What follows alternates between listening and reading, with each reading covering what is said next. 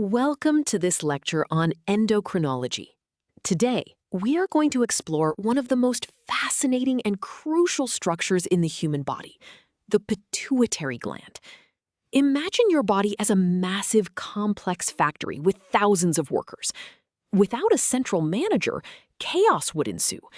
The pituitary gland is that manager, ensuring every organ works in perfect harmony. By the end of this session, you will not only understand its biological functions, but also the mathematical kinetics of how its hormones operate in the bloodstream. Now that we know what our topic is, let us understand the role of this incredible gland. Why does the pituitary matter so much? Think of it as the master conductor of an orchestra. It sits in a protective, bony hollow at the base of your brain, constantly monitoring the body's needs. Instead of sending text messages, it releases highly specific chemical signals called hormones into your bloodstream. These hormones travel to different departments, like your thyroid or adrenal glands, telling them exactly when to speed up or slow down.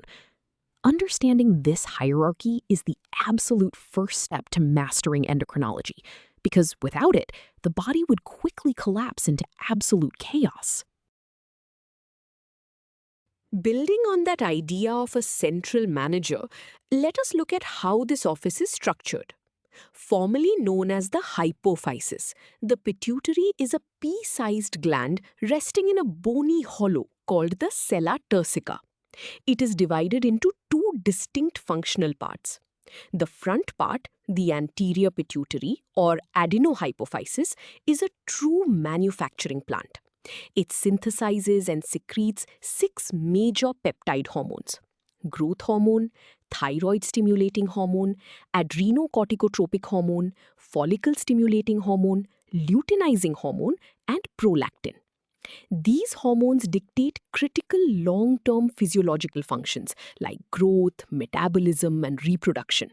Without this precise anatomical division, the body could not separate its long-term metabolic goals from its immediate survival needs. While the anterior lobe manufactures its own signals, the posterior lobe operates quite differently. The posterior pituitary, or neurohypophysis, does not synthesize its own hormones. Instead, it acts as a storage facility for two hormones made by the hypothalamus, right above it: antidiuretic hormone and oxytocin.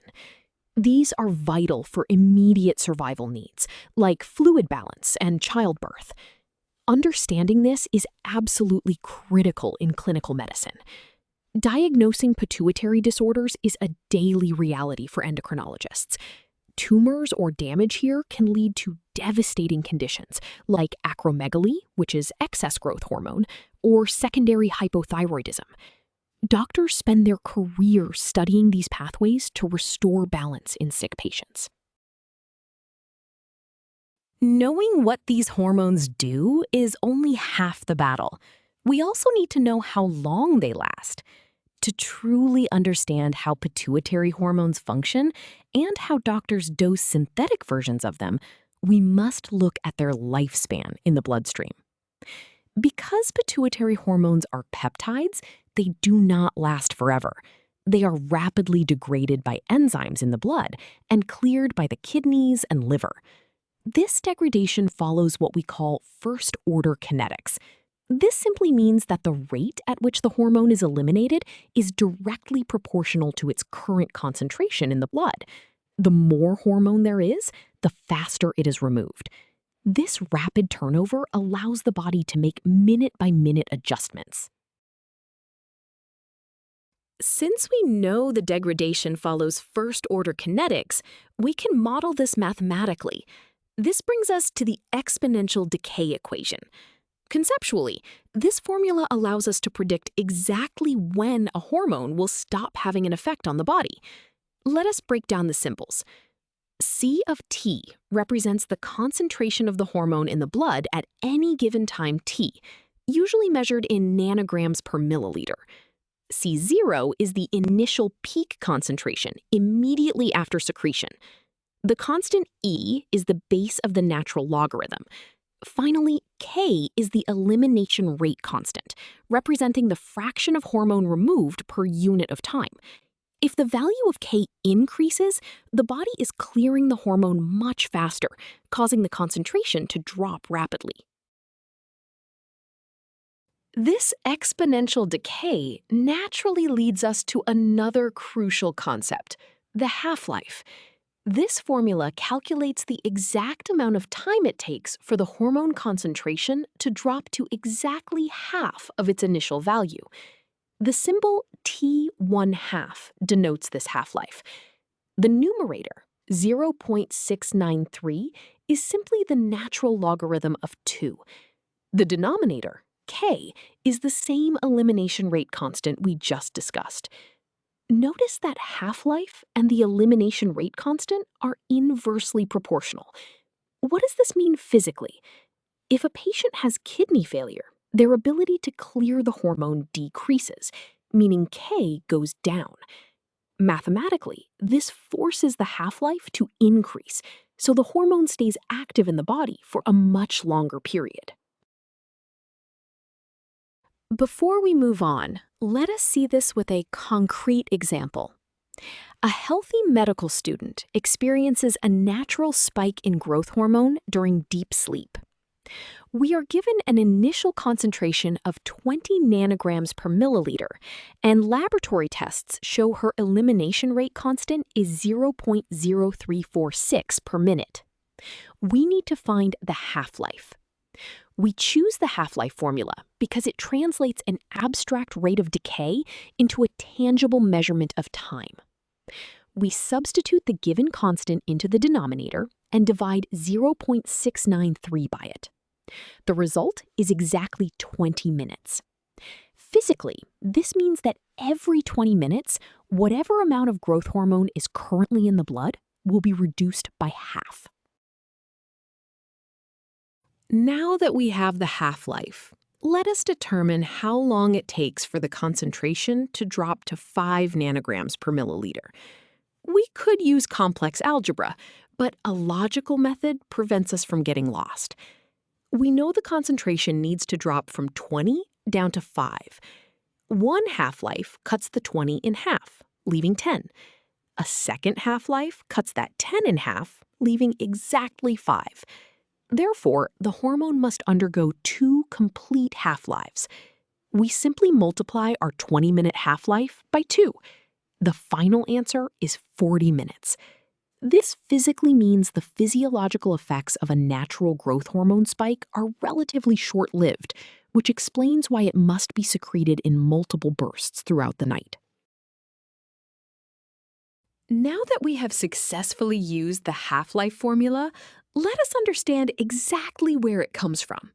We are going to derive the half-life equation from our primary exponential decay model. This chunk of the proof sets up the fundamental definition. We start with our base equation.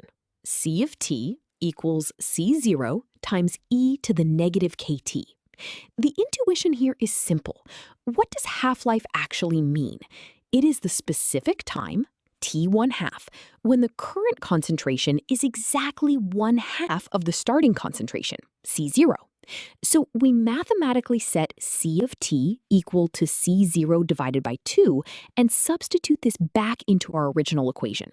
This sets the stage for us to isolate the time variable. Continuing from our setup, we will now solve for the half-life variable. First, we divide both sides by the initial concentration, C0, which beautifully cancels out.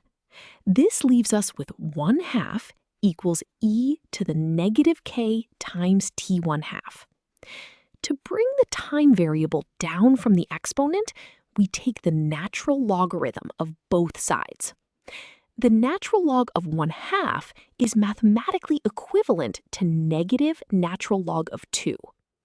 The natural log and the exponential base e cancel each other out on the right side.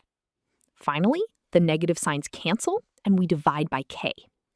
We have now proven that the half-life is exactly the natural log of 2 divided by the elimination rate constant.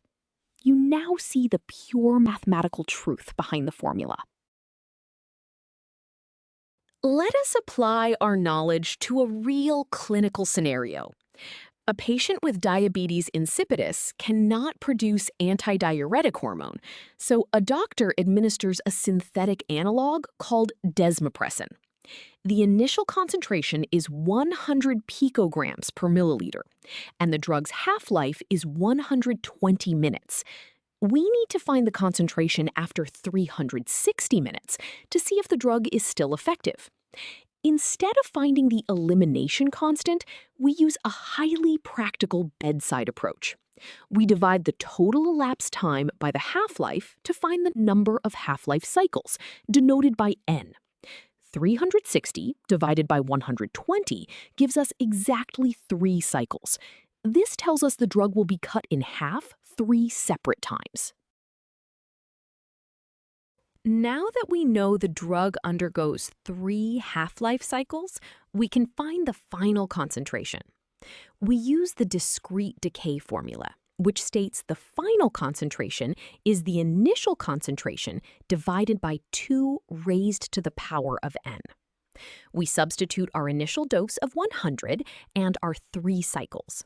The denominator becomes 2 to the 3rd power, which is 8. This perfectly models how the kidneys continuously filter the drug out of the plasma.